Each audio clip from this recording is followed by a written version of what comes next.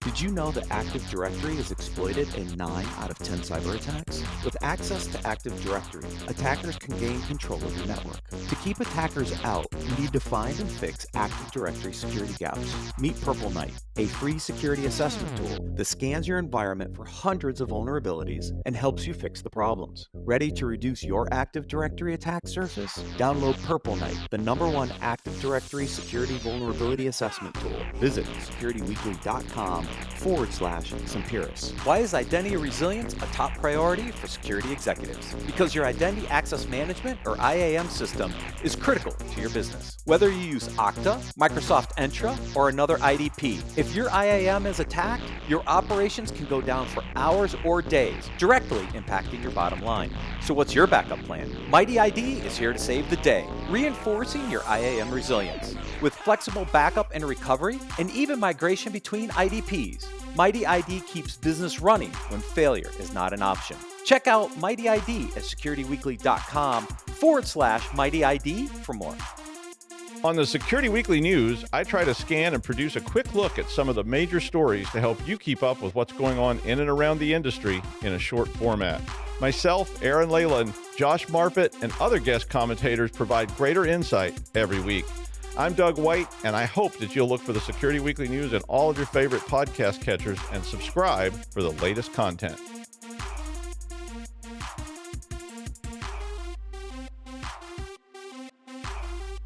Welcome back to Business Security Weekly. I am your host, Matt Alderman, joined by Jason Albuquerque and Ben Carr. Google has announced that it will be shutting down the Google Podcast platform mid-2024 to ensure that you don't lose access to any of the Security Weekly content you know and love. Please make sure to subscribe on one of your favorite podcast feeds on an alternate platform. Spotify, YouTube Music, Amazon Music, Apple Podcasts, pick your choice. Visit securityweekly.com/subscribe to find the button to subscribe to each of the shows now. Get ready for an electrifying experience at the 15th annual Identiverse. Join 3,000 plus identity professionals at the Aria Resort and Casino in Las Vegas on May 28th to 34th, 2024 for 4 days packed with dynamic learning and collaboration. Don't miss out on keynote speakers, including Danae DeFore, CISO of United Airlines, Tucker Bryant, entrepreneur and former Googler, George Roberts, Director of Identity and Access Engineering at McDonald's, and many more. As a community member, receive 25% off your Identiverse 2024 tickets using code IDV24-SW25. Register today at securityweekly.com/IDV2024. For over 15 years, Michael Lyborg has been a trusted leader in the information security space. He is known for his most recent experience as a chief information security officer at Swimlane, the leader in automation for the entire security organization. During his time at Swimlane, he also served as vice president of global consulting services and successfully led engineering teams and authored controls, policies, plans, and procedures for various compliance certifications, including SOC 2, ISO 27001, and CMMC, which is our previous segment. Previously, Michael served as the operations manager for the Marine Special Operations Command, following his service as chief instructor at the Marine Special Operations School and as an infantry leader of the 2nd Marine Division in the United States Marine Corps. Michael, thank you for your service and welcome to Business Security Weekly. And Ura Tufuhunden. Oh, snap, Jason. Thank you, Matt. Yes. We've got like kin on the show today. So That's this right. is awesome. I had to read that part of your bio because I knew Jason would get a kick out of it. So yes. Yeah, first through the wheat, right? 6th Marine Regiment. Nice. Good old days. Awesome. Love it. All right. So on this segment, we're going to talk about preparing for CISO reporting requirements. And this is a topic we've covered a lot on this show with the new SEC cyber reporting requirements. We've talked a lot about different aspects of preparing. Mike, as you were coming, as we were talking about this segment, you're kind of spin from how do companies prepare, right? There's a set of work, obviously, for public companies to get ready because they are required to report. But as you think about companies that want to go IPO and become public companies, they've got a little more time. They can prepare a little better for what's about to come when you become a public company. So give us a little background on kind of your approach at Swimlane of what you've done to kind of start kind of the discussion around what's it going to look like if Swimlane ever went public. Right. Yeah, thank you for that, Matt. Swimlane, we had a pretty interesting journey. So we were primarily on-prem, right, for our enterprise global customers. And when we shifted to cloud and we started automating all of our different systems, signals and sensors, we also looked heavily on, well, where do we want to go?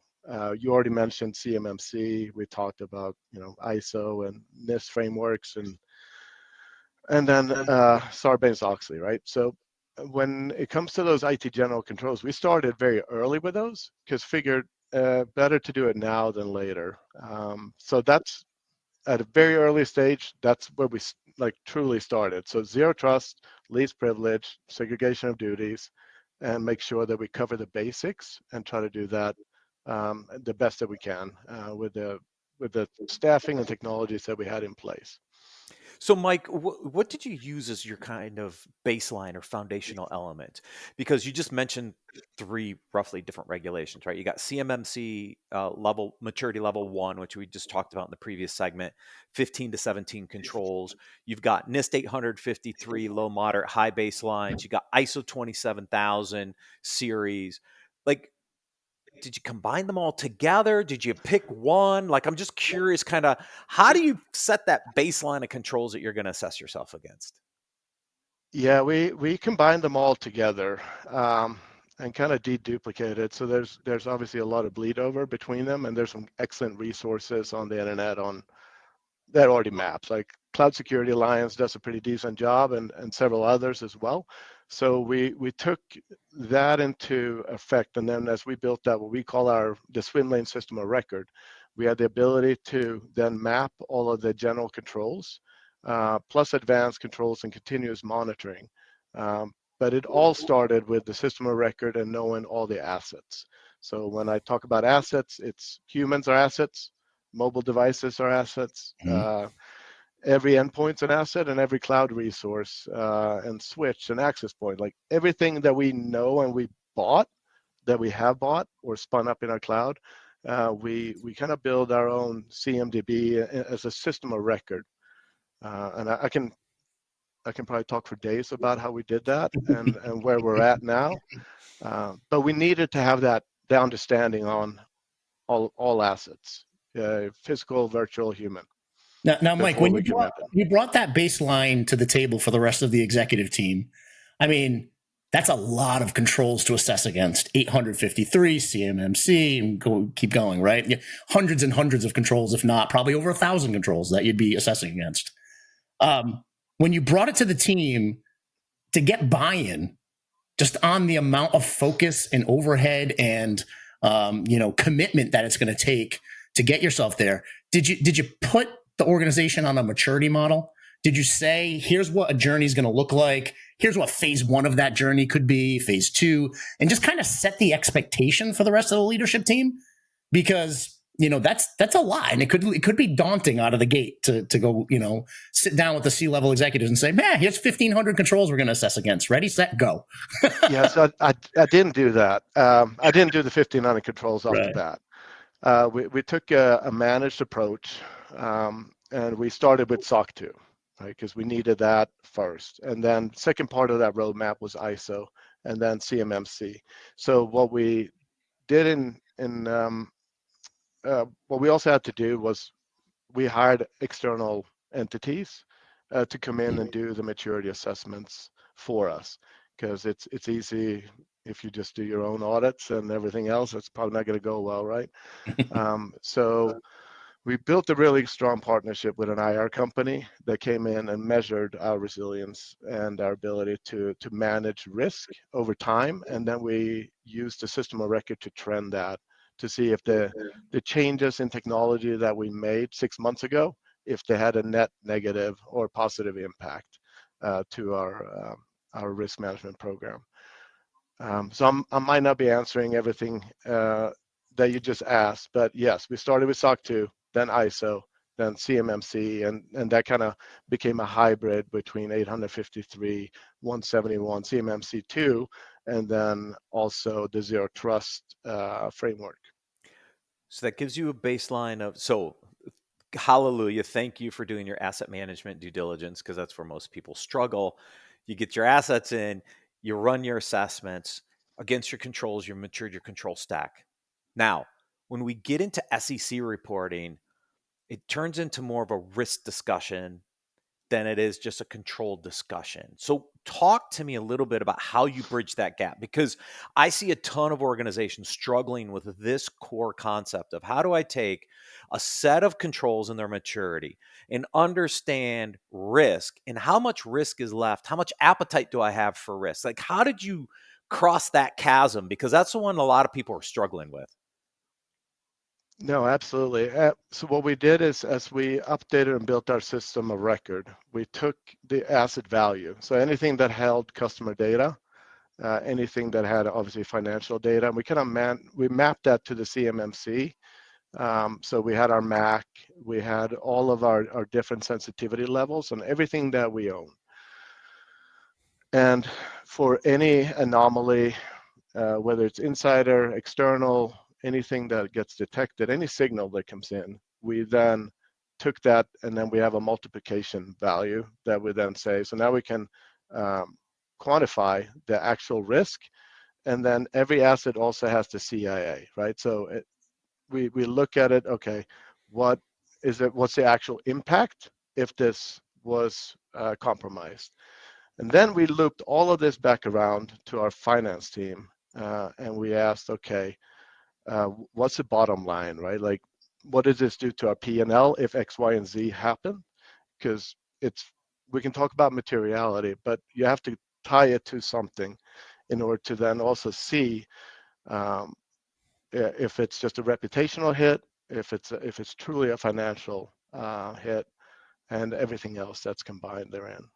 I love that you said that, because a lot of times on this show, I'll say the best friend of a CISO is the CFO, Yeah. right? That's what's going to bring you the maturity and the level to speak to the business and being able to align with the CFO. I am so glad you mentioned that. Well, there's also the disparity too, where we talk apples, they talk oranges, and say, well, what does this mean? And even in nowadays, you look at some of the financial institutions that have had less than ideal years, right?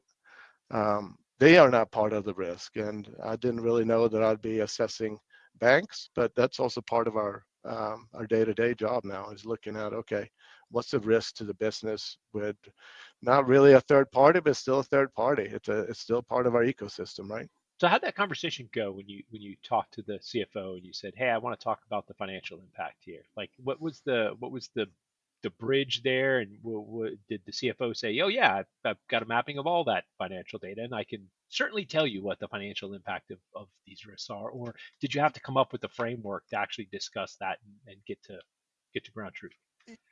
Yeah, so we kind of took loosely and looked at probability and then the impact, right? So and there's no blueprint or architecture that I can give or a straight answer probably. So it's been back and forth discussions of saying what ifs. So doing tabletops and reviewing this not only with the CFO, but we bring in our whole executive team, right? And all the different stakeholders from engineering and product, and we say, okay, if A happens, how do we react? And who's responsible for what, and what's the timeline for each one? So then we have very clear defined roles and deliverables for each member of that team. How did you try to quantify some of that in dollar sense? Like, could you actually, I mean, look, if you use a standard NIST 830 model, right, you got probability times impact, you can ALE it. And I think a lot of organizations struggle with, well, what is the frequency or the likelihood that it's going to happen, to be able to then look at the potential impact to come up with that dollar value. Like, that's still the tricky part, I think, a little bit, Mike, right? Yes, it's still subjective. I don't think that there's a precise formula yet. If you guys know one, let me know, and we'll start using it. But yes, at Swimlane, we kind of just talk through these, and then obviously we have the luxury of drinking our own champagne. So we know our customers, we know ARR, and we know what vertical they're in and everything else. So the technical points of contact, security points of contacts, all that lives in our CRM, but we have the ability to then integrate that. So if we do see a risk of exposure or a port knock or reconnaissance being conducted against any of our environments, we can then loop in the right customers and stakeholders and have that conversation. So I think as far as reporting like reporting requirements for the AK and others as well, you just have to be able to be transparent, maybe not overshare necessarily, and then take whatever dollar value that we estimate that risk be, and socialize that. Yeah, because materiality is So the next question, right? Like even if yeah, you get all your frequencies and impacts and you got your ALEs down, you still have to figure out, well, what do you consider to be material? So I'll give you a couple examples because I think it's fun to play this, right? Let's say I have $1 million exposure. Is that material or not material? It depends, right? The answer is it depends. But you've got to set those baselines somewhere to know that if you do have some sort of a breach or threat that crosses that threshold, you know it's material and you have to report against it. So, talk to me a little bit about how you track that, because I think that's the other challenge that organizations face. Even if all my quantification was right, which is probably not, I It, it, Matt, I'm laughing because the new rules went into effect Mhm. last year, late last year. And I mean, we already have some case studies that we can call back on. I don't think any of them were compliant with the new cybersecurity incident disclosure rules, to be honest with No, you. the SEC came out and said Microsoft, that, Hewlett right? Packard, United Health. The, Let's keep going down the list. I don't think any of them complied. yeah, the SEC has actually come out and said that like they didn't actually provide all the detailed information, right? And there's No. been some recent comments that have come out and said, yeah, this wasn't even material. Like you shouldn't have said something. You've made matters worse by reporting a non-material Right. event, which then people Right. interpret as material, right? So yeah. I think we're getting flooded, right? Every day there are material findings and disclosures. So I just kind of cruise the web and I read a lot of them to give me a baseline. But then you also obviously have to look at the size and vertical of those organizations. But you can put that into your toolbox or toolkit Mhm. and use maybe as a baseline, and then just socialize and talk about that with the rest of the leadership team, to say like, hey, when this happened to company A, this was what the actual outcome was. But then also talk with your carriers, your underwriters, and figure out, well, we have to know what we cover to, and if it's all makes sense, then is it truly Mhm. material? It might not be. I've met several CISOs. They're Right. like, yeah, we don't care if we have a breach because like there's no way that our losses will ever be greater than what they Yeah, are this covered is for. So then it's yes. See, this immaterial. is the important part that I think people have missed so far in all these SEC reportings. So I'll give you an example. In my previous one of my roles, I worked with a large oil and gas company. Materiality for them was $1 billion threshold. $1 billion, folks. Okay. I haven't seen $1 billion cyber attack yet. Okay. Which means anything that came from the cyber side, they would not consider material. That was their threshold. But this is a multi-billion-dollar company too, right? It's going to vary for every organization. And I think the challenge, Mike, for most organizations is, what do we consider that threshold? Now, if you're going to go use your cyber policy to say, I've got $30 million in coverage or whatever the number is, and anything above that is material, great, right? But I still think that's one of the big challenges is figuring out that materiality line. but so I want to jump into devil's advocate to that and say, like, for me, that's uber simplistic and wrong, right? Like, yeah, your cyber But how do you even policy. know you're going to meet the 30 million or not? You have 4 days to decide Well, that. look, no. I'm not saying it has to be complex, right? Like, I'm not saying the decision making has to be Yeah. complex. And I'm a big fan of a matrix, right? I think there's different things. If I was an oil and gas company, I would certainly think life and limb would also factor in there, right? If I blow up 10 people, probably material, Yeah. right? Um, if I lose, $1 billion, I don't know, maybe it's material, maybe it's not, right? Depending upon the size of the organization. But the challenge there is, I think that's in my opinion, and look, tell me I'm wrong, Jason, Mike, Matt, tell me I'm wrong here. But when I think about materiality, I think, and the question that the SEC poses is it material to the average investor, right? So if I lose a bunch of money and my insurance covers it, but my stock still suffers a major hit to the price of the stock, and I didn't report it, I think I'm doing it. I don't think I'm in compliance because I think that was material. It's whether it Agree. affected the I agree price with of the that. stock, not whether I was covered for loss. Right. You're not wrong. Right? I, And so I agree, that's but where I don't think yeah, people are all aligned on what materiality really means. I think it's a different interpretation of companies, and that's the challenge for the CISO, right? Like you're sitting in the seat, and your CFO is like, "Nah, it's not material. Go away. Shut up." You're like, I think you're misreading this, right? And with the recent, well, I guess not recent, but the legal framework of people now starting to get sued, right? And the litigious nature yeah. of shareholders, like that leaves you in a bit of an exposure state. So, yeah, I just think that's my general problem. I mean, Mike, it sounds like you agree. I definitely agree. I think like I said, we have to start Yeah, somewhere. So there's no magic crystal ball, right? Um, so we kind of start there, and then we branch out, and then through a lot of war games or tabletops, then figure out what it could look like. Because to us, our reputation and trust and transparency, that to me is material. But it may not be from a financial standpoint. But if people don't trust that you're doing everything that you can, and that you're being transparent when you have identified a possible breach, whether anything that you might not have had a breach by the the technical definition of some sort of information or data leaving your controlled environment, right? But there could have been an intrusion. Um, is it still something you should report? And I think that's the dilemma, right? So what's material to me may not be material to you, Ben, and everybody else. But to the investors, let's look at some of those larger logos that have lost hundreds of millions of dollars. But are the stocks recovering? Most likely. They're not going out of business. That's yeah, true. And that I think that's the difficult part. Like doing the right thing for your customers and notifying them of breach is one thing, but does it meet a threshold to report to the SEC and to the shareholders in a disclosure? Maybe, maybe not. And I think this is what a lot of people, even transparency. Look, Tim Brown came on this show a year and a half ago or 16 months ago, was super transparent about what they did, why they did it, all the fixes. It didn't help him personally, at least from Charge's perspective. So I don't know that transparency and it by itself is a good threshold either. No, it's probably a hybrid of all the above. I will say that, yeah.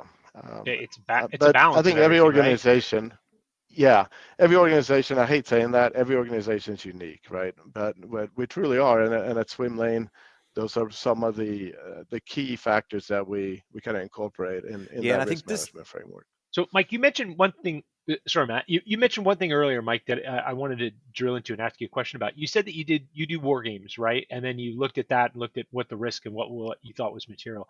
I'm just interested because I have a theory on this that that's a really good way to get people to understand this and walk it through. And did you see changes out of that? Did you see a change where somebody said, "Yeah, I don't think this is material"? You went through a tabletop and you said, and then the outcome of that was, oh yeah, this was material. Like we need to actually think about this differently, right? Because I think that awareness changes things. Yeah, I think it's just changed exactly, that's it. It's changed the awareness. It may not be a definite answer at the end of that, saying that this is 100% every time, like slap the table, this Yeah, is material or not. But we have to do a better job. I think we can all do a better job of informing the non-security mm-hmm. necessarily focused people in organizations. There's a lot at stake here, and doing the right thing for the right reason may be the right thing to do. But when it comes to your filings, at the end of the day, I see people struggling with even collecting the evidence or making a determination within the yeah, 4 days. So, at Swimlane, it's easy. We drink our own champagne. We have all these automations and playbooks that kind of take care of the brunt of the work. So then we can make an educated and informed decision and bring that to the leadership team rather than spinning circles and Yeah, and I wasting think the everybody's outcome of that, time. it may not even be somebody outside of security. Maybe the CISO has a reckoning to say, oh, because I think these tabletops, if done right, give people the opportunity to actually explain stuff in a different way that's actually happening in a real scenario. So the CFO saying, yeah, look at it, like this is the outcome of this. Is that let's walk past the security event. Let's walk how this affects filings. Let's walk how this affects investor relations. Like, oh, I see where it's not material now, right? Like it's the opportunity for understanding on all parts of the organization, internal and external, to actually have that connection to realize how to do better in a real event. Ben, that was a great lead in to our next Say Easy, Do Hard. That's going to be all about train how you Exactly. fight. It's all about the war game, baby. No, I was thinking the same way, Jason. And I think what's important here is the way you build your documentation and your evidence around this are these tabletop exercises, I think, Mike, because if you're walking through making decisions, your decision matrix and the steps you're going to make to support any evidence for what's material and not is being hammered out during those kind of exercises. And I think that's maybe the part that's missing that people haven't done to know that it supports your materiality decision, right? Like if the SEC comes knocking and you don't have that, hey, we walked it through, we wargamed it, and this is why we decided that way, you're in a world of hurt. But if you have that, I think you're in a much better, look, it maybe doesn't save you, but you're in a much better position. It's what we decided. It wasn't one person or the CISO or the attorney. It was we collaboratively as an executive team, maybe even the board of directors if you're bringing in a board member. We decided what material. And I think if you're a CISO watching this, like it's critical that you do this because, like, if you document it, hey, here's the stuff I said in the tabletop, and I disagreed, right? But we decided, could save your bacon, right? 100%. Yeah, I think maybe I might just add a new bullet to all of our templates for these, and it's just like material or not, and then. Because we talk about it loosely, holistically, and often not towards the end of it, but it should probably be part of each phase. Because, Mike, you don't want to have to make this decision when you're in the middle of the event, right? You want it all mapped out before. And if you're like, okay, we went through this combination, and that combination, when we walked through it in tabletop, was material, we know we need to disclose. We know our timeline for disclosure. You walk through another set of scenarios, and we decided that's not material. When you're in the throes of it, and you have those mapped out, I think that puts not only the CISO, but the organization in a better position to know when to disclose and when not. Yeah, and if the decision comes out differently, right? If you went through a tabletop and decision A was your outcome, but you have the event and you say, and somebody's coming up and everybody's saying, no, it's decision B, you can ask the question, like anybody can ask the question, hey, what changed from the tabletop that we're making a different decision now, right? Like maybe the outcome is right, but you can at least have that discussion and ask and make sure that it's not being made out of emotion. No, absolutely.